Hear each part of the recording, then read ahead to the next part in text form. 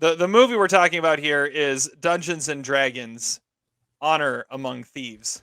I started the last one, so Todd, you get to start this one and tell Great. us all about Dungeons and Dragons and what you thought.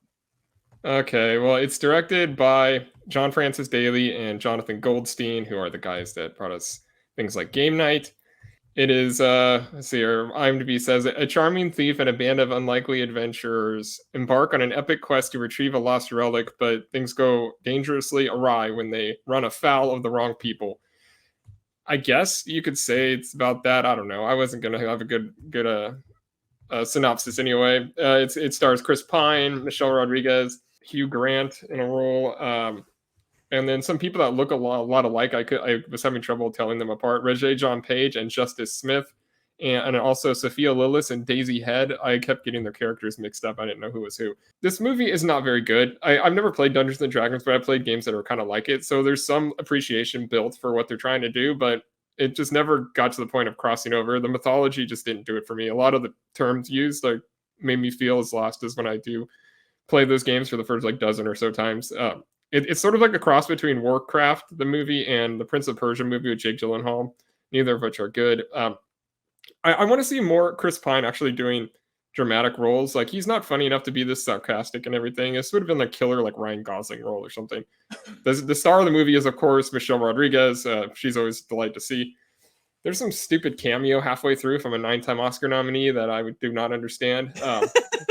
The CGI is atrocious. It's got the worst like background images since the first Black Panther movie.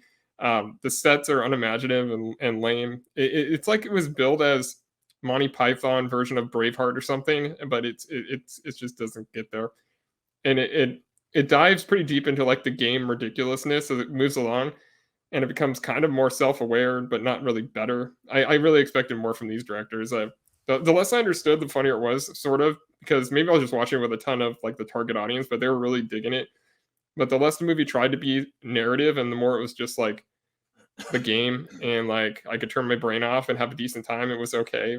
The battle scenes are cool and sort of a dramatization of like the anticlimactic nature of playing that game. It's not boring, but it's definitely not good. It's at 2 stars, and I'm just like, okay, whatever. Yeah, so I have never played Dungeons and Dragons either. I'm right there with you. I'm at 2 stars with this too. It felt like they said, you know what we should do?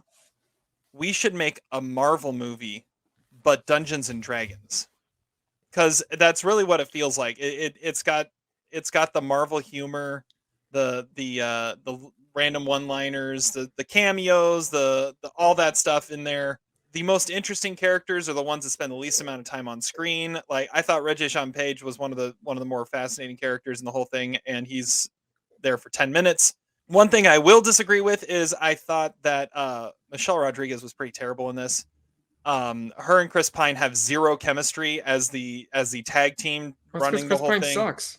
No. There were times where it felt like it was like Michelle Rodriguez had to have her own little line reading just because she couldn't interact with her own characters. Like, all right, now we're gonna do a cut and action. Say her line. Okay, we've got it on print.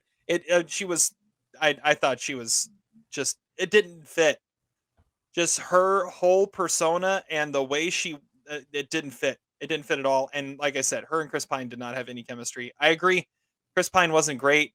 Hugh Grant. What? Um, he's been doing random side stuff. I like him a lot better in the Guy Ritchie movies. Like he was a lot of fun in Operation Fortune. He was not a lot of fun here.